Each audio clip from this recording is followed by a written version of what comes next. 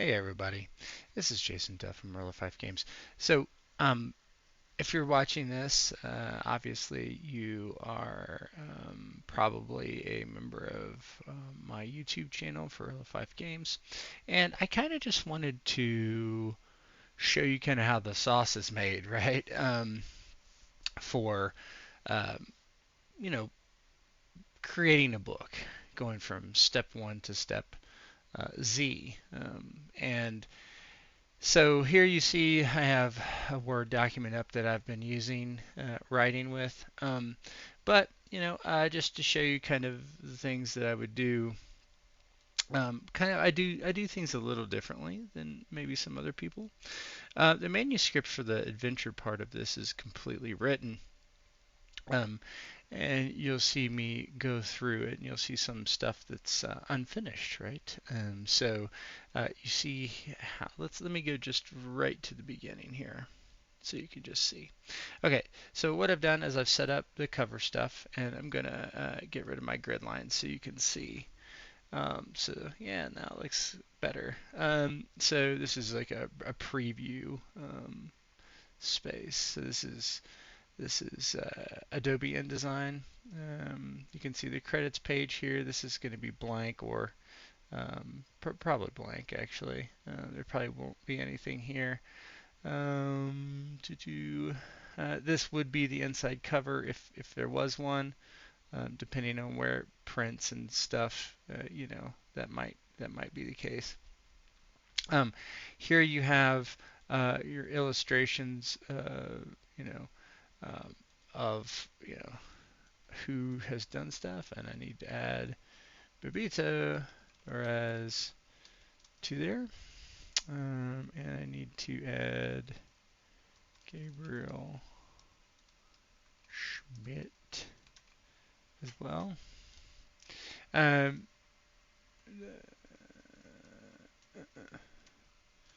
okay, so those guys have come in with art. So then you see the other stuff. This is not going to be the case, so I'm going to delete that. This might not be the case too, but I don't need to go and mess with all that quite yet. This gets updated as we go. It almost all gets updated as we go, and you can see here. I'm gonna zoom out. You can see here. This is the table of contents for the old book. I'm using the template for the old book to make the new book, right? Because it's the same flourishes and whatnot and design. This will all be changed later on. And I've completed the new introduction here. This was my writing introduction to the entire game. Then I've started on the player's guide. A lot of this is mine. You see that I start talking about, this is a more kind of in-depth book than the first one, so there's going to be um, some things that are discussed that are more, how you say, more detailed. So you have wealth. We talk about coinage. We talk about gems, what kind of gems there are. We talk about food and drink. Mushrooms, obviously, a big one. What about water, fishing, farming, beer? And then you have stuff about the styles of beer, right? I did this actually last night. It's kind of funny. Kind of more humorous part of, you have dwarfs, and it all kind of has some humor to it. So yeah, you'll see you see the styles: swill, gray drink, gold beers, um, cave sour, and there's one more. Yeah, deep forge ales. So yeah, different stuff. It talks about them and some examples of them and whatnot. And I think I'm not sure what I'm going to put here. I may just so this layout is all kind of, I can come down here. I wouldn't do it exactly this way, but I could bring that down here and do something on this side. It just depends on kind of what I want to do. I have like a quote I kind of want to do here upcoming. I'm not sure it's going to be here or not. So if I pop out of this, you can see I have that text here that I've already written about this, what's called a taste warden. He basically is a food critic. There's also beer wardens who are beer critics. So, yeah, you have things like that. I'm not sure how I'm going to put that together exactly because I want a picture of the taste warden, I think, in here somewhere. So obviously this is not finished. This is just a couple pages long. And what I'll do is I'll insert pages in here. So if I want to do that, just to show you, let's see, I can bring this all over here. You can see this. I can go over to my pages and I just insert 2 pages after, and it does this thing. And then you just have to kind of do that. And then I have two new fresh pages here. So yeah, I mean that's the kind of part of the layout process, and you can kind of see what it looks like. This is all taken from Cody's manuscript for the adventure. He wrote the adventure. So what I do if I don't write the adventure primarily, like Cody wrote this adventure, I'll go through it. I'll read it. I read it the first time, and then I have a voice to text read it to me. Um, and so this is how I process other people's writings. I have the voice to text read it to me. I read it first, very quickly usually. Then I have the AI read it to me. It's usually an AI voice, so it's not just computer voice. So AI, I never use it for creative type of things, but I will use it for things like that, or just project-based stuff. Hey, give me the statistics on this and this and this. But I never use it for actual creative endeavors. So and I will use it to check works. Like, so for instance, I'll upload a PDF and say, hey, have I duplicated any text boxes here or anything like that to catch mistakes that I might make? Things like that. But yeah, never actual editing or writing or anything like that or ideas. I instead I will spend hours and hours and hours just looking on the internet about things, and I'll show you where that is a thing that I've done. Okay, so anyway, this is where I've started. Here you can see Dungeon Deep and Caverns Old have these sidebars on the other side of the axis. I did take this idea from Soulbound from Cubicle 7. They do a similar thing where their sidebars are kind of just sitting over here after this kind of like a vertical line of some sort separates it, and so it talks about certain like notes for the GM to take into consideration. Usually this is just an adventure thing typically, and where the player's guide and the GM's guide and stuff like that doesn't need it as much. Let me get this out of the way. Okay, so here we come here. So when I have a blank space like this, a lot of times what I'll do is I will have a note to myself of what I want here. It's typically a image, right? So basically, the son's office and him here. So I'll make this bold so I can actually see it easier later down the line. This is just a temporary note for me. Okay, so I put that there. I have things. I have the rest of the text here, and you can see I'll come like this. And this is a really nice thing, and I didn't use this a lot at first, actually. I don't know that I really knew about it like this. Like, so sometimes I'll look at like what the alignment is for things, like because spacing. So what I have here that I'll show you is a layout spec I created for myself, and this evolves as I kind of work on it, and I kind of say, yeah, I want it this way, or I want it to look like this, and you'll see I have notes to myself. It's a very informal document, right? Notes to myself about what font it is, what the spacing is, that sort of thing. So I see, oh, layout specs. So this is a layer level 4, and it should be X amount of spots away from this. So there's an align tool here. Um, let's see. Let me get back to that. Okay, so 4 it says that my text is point 0.1, oh, I'm sorry, 0.12 underneath the header. So, oh, I'm looking for the from before. So it's point 0.2 to whatever's above it. Just gonna make sure it's correct. Eyeballing it, I'm just wondering. It is. Okay.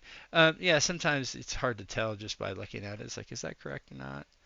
So a lot of times it's when you have like different types of things on the top. Like this is an underlined heading. So underneath this header, it looks a little different sometimes. So I just checked to make sure it's correct. And I've went through this and I'm kind of been tightening it up the layout wise. And that page looks fine.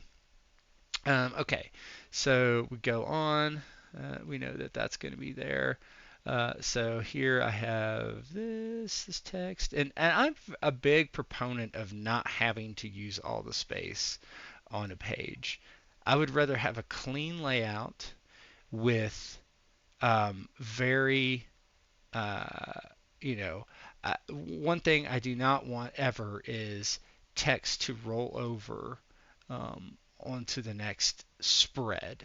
Pages happen.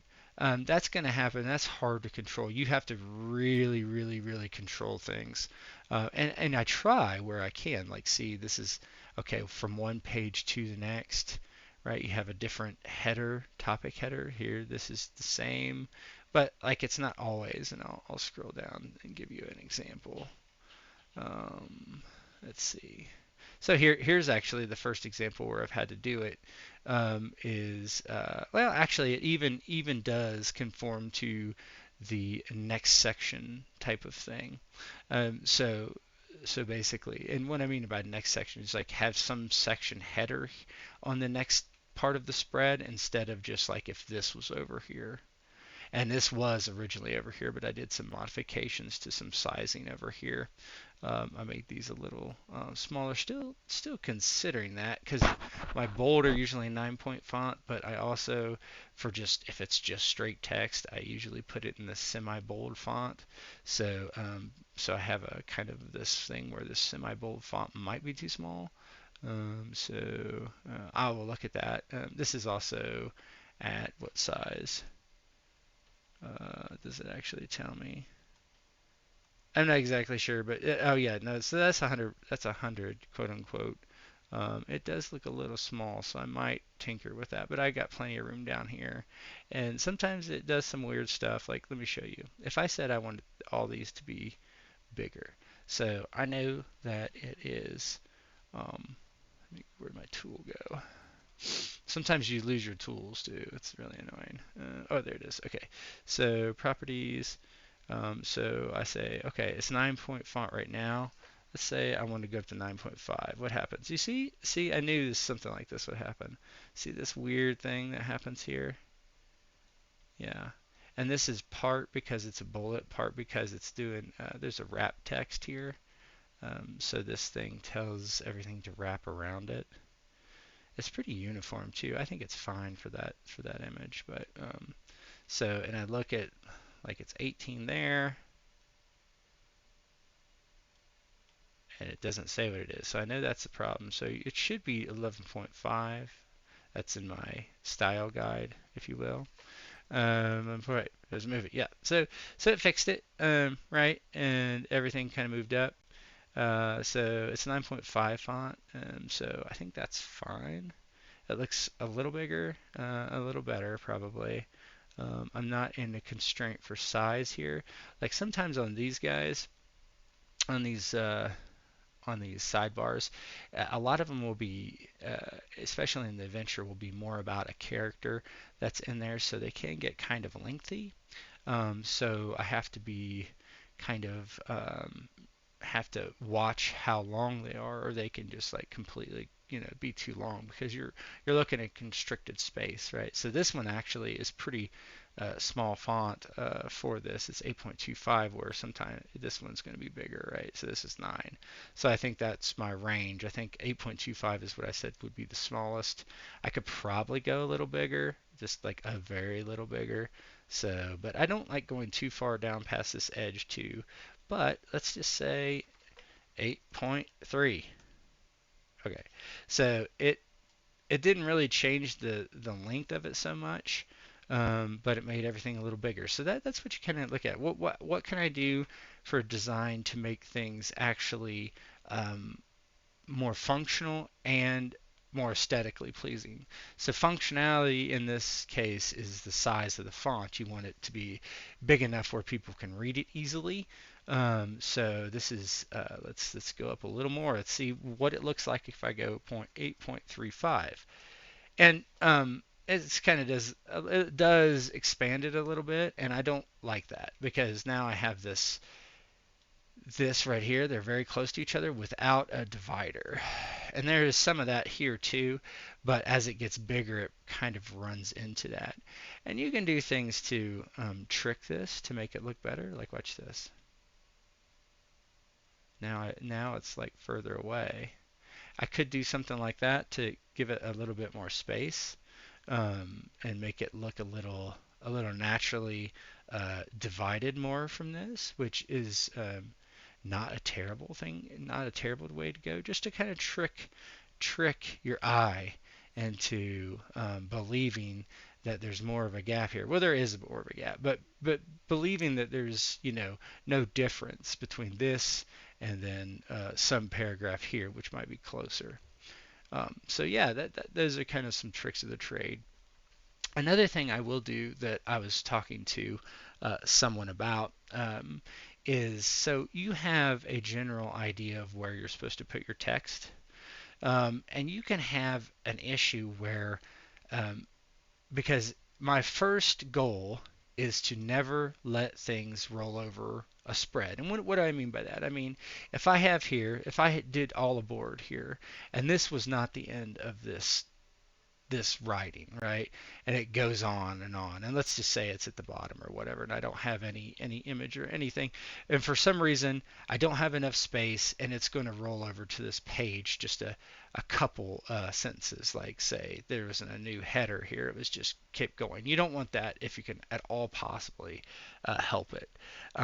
So there's a couple things you can do. Number one is you plan it where you use art to break it up so it fits how you want it, and I do that a lot. It's expensive to do because you have to get the art to do it, but sometimes it's worth it. Another thing you can do, which is actually a funny thing that also is kind of a trick of the eye. Let's say I'm here, and let's say I had a problem where I needed more space at the bottom to make it all fit. So what you can do is you have to take the whole spread for it to not look awkward, is take it, and I'm gonna fix this because I don't need to do it on this, and you can just move everything up. Okay, so yes, it does move it higher on the page, but if all you care about is the symmetry on the spread, if I do this and I say, okay, that looks fine, and you're wondering, well, won't that look weird? It won't, because you're never going to compare it to the things before, right? We know this is still lower, much lower, but you're not going to compare between spreads in this case. You're only going to compare what's on the same spread. So you can do things like that too. That's another trick. Um, what else? Okay, so here's a funny thing. So then I'm debating how to do this. So this is a copy of a contract in the adventure. And here is the actual contract. And I can do it. I'm trying to decide how to do it. How do I make it? Do I make it very functional, or do I make it um, more realistic to the game for this prop? I consider it a prop, right? So here I've not finished it because I'm just kind of looking at how it will be. A more realistic etching, engraving, I guess, of this contract. So there's no paper really in this setting, so they typically engrave things into specially cured stone. So this so this is as if somebody is actually etching it, so or engraving it, I should say, and so the lines are not straight. You can see I'm going sentence by sentence to make them varied in straightness, and you can also say, well, he maybe started this one a little further in, that sort of thing. Whereas if I take this and it doesn't matter because that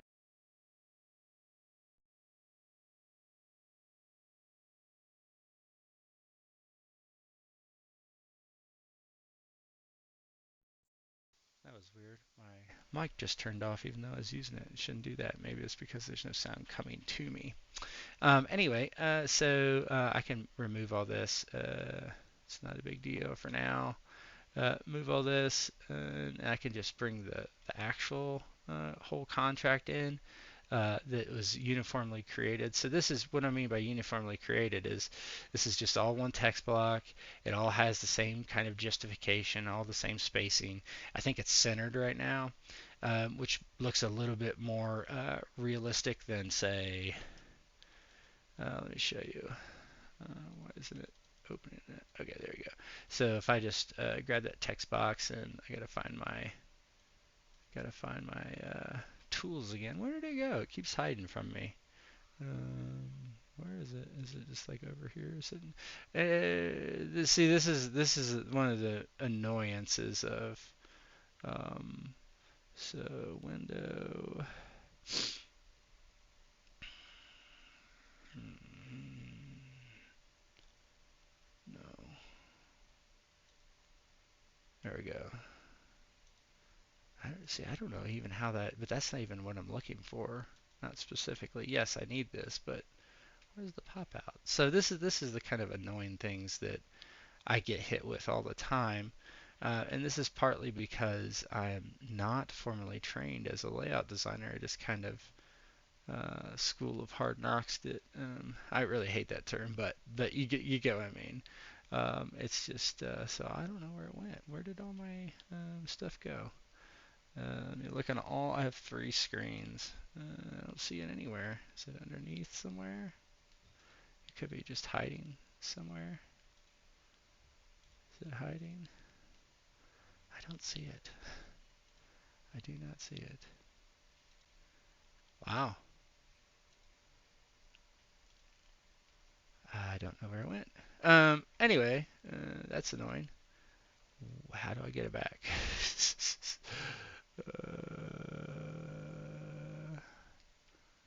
Now you're gonna watch me look at this stroke. Does that bring it up? Okay, so here it brought up everything, most everything. So property. Okay, it brought it all up. Okay, so properties. So back to this. So I look at this. I scroll down. What is it? Okay, it is centered. I can do this. I can do left justified with a ragged right edge.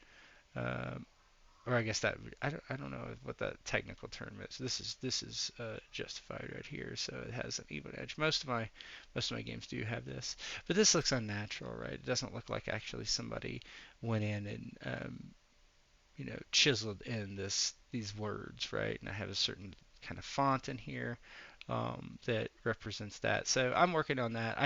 I'm not sure which I'm going to go. I've been trying to get anybody's suggestion of what they think I should do, like based on should I make it look really uniform and nicely done, or should I make it look more realistic? Anyway, so this is what those tablets look like for not necessarily sidebars, but I mean they are used for that too. But really in this context, it's not used for sidebars. It'll be used for props and things like that. Yeah. Okay. So there's that. So that's just kind of like how layout goes, right? And I'm not sure I'm going to use this image here. This is stock art. This is stock art. I try to use as much nice stock art as I can to keep my costs down. But it's tough. Like that's not stock art. The cover's obviously not stock art. Anything that I put I mean, this costs money to get made.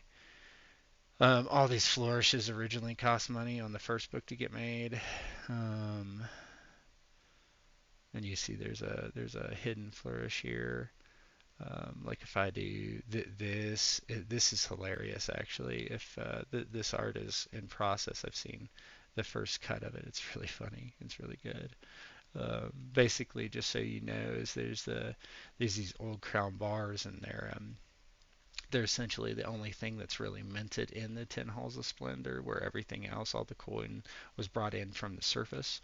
And so the mint is sponsored by merchants or clans, you can see there, and they put advertisements on the back of the gold bars, and so you'll see one that's pretty funny. Yeah, at least I think so. Yeah, so that's just like the layout gist of things, right? And the way I do things, see these are rules that you can see that I've started. So a lot of it's still the old stuff, just to break it up from the old game that's just left in place for now as a placeholder. So you can see I'm talking about counting coppers, which is, here's in hardships doesn't technically usually use gold and that thing, but I have a specific. If you wanted to do that, I have a thing in here that how you do that. So you have your current coinage, 82 gold to one old crown gold, one currency point, 2 gold, 10 silver, 1 gold, 50 copper, 1 silver, 25 tin to 1 copper, so that sort of thing. And then I start talking about gems here. And I have a lot of this written, but haven't continued yet. And then I just, as I see things, sometimes I just go and fix them because that was in the wrong layer. That should be in an art layer. That's so people can typically print the PDF and not print all the art too. But yeah, so you'll see, for instance, um, I have stuff here that'll be going in there. It's not completely finished yet. Basically, it's a random gem generator for treasure type of thing. So how much it's worth and that sort of thing. Like you can see, hey, this is a 5d10 roll about what kind of gem you find, and then some of those gems have a variability to them based on multiple different things. So this is just the generic one, right? You can say any gem is worth, minus 25% or plus 25% or nothing. But then if you get into the details of, say, like diamonds, okay, what's the color? Less is better. So this is the general range of what might alter a diamond's worth. So the color tainted, white harvested, ice forged, starfire. These are kind of dwarfy fantasy terms I came up for, just kind of the layers of what it would be like: the clarity, crack marked, riven, true hearted, forge pure, diamond cut, blooded, merchant face, true, star forged, diamond sized, chipstone, highstone, lordstone, godstone, fluorescence, slight glow, significant glow. So there's some like, kind of more generic terms too. And then rubies, you have slag, burned, ember, royal blooded, true, deep goes says clarity, ash clouded, veined, ember clear, true. And this will all get put into the book. And sometimes I will go back and forth in some aspects. Like I'll do layout for the adventure, which is already written, and I will add to it or update things based on kind of how I want them to flow or things I want to add to the adventure. I do that with adventures that are handed in to me often. I will edit them and things like that, and then say I'll stop here. Say like I stopped here because this is a new big section, and I went and started writing about beer. I got an idea for writing about the beer in the player's guide, so I'll go do that, and then I'll go ahead and lay that out and go from there. So that's kind of the way I work on things. And I'll go back and forth in different spots, and as long as it's like I won't skip forward, right? So if I'm doing stones and then I have rules for new ancestry traits or something, I won't start laying out the new ancestors traits I've written yet because I want to get there first. Like I think I have an example. Like here's some writing about a smoke shop in the Bazaar of Splendor. So I'm going to have a uh, different things you can find in the Great Bazaar of Splendor in Hall 2, but I wouldn't lay this out yet because I'm not to that part in the player's guide yet. So I'm still in society, so I have to talk about societal things first, and then when I get there, I can start doing that. But I wouldn't do that yet. What else? So you see where I've been writing about the food stuff. Yeah, anyway, that's a very brief kind of show and tell of me working on this book. It's probably, I don't know, 50% finished with everything included, like the writing versus layout versus everything, editing and such. So yeah, it's getting there. I think that hopefully we're going to launch it next month, and it won't be long after that that it's ready to go to print and send the PDF sent out to everybody. So, I try to turn these around pretty quickly, and I do want to do a quarterly Earl of Fife Games report for everyone about what's happening and what's coming up.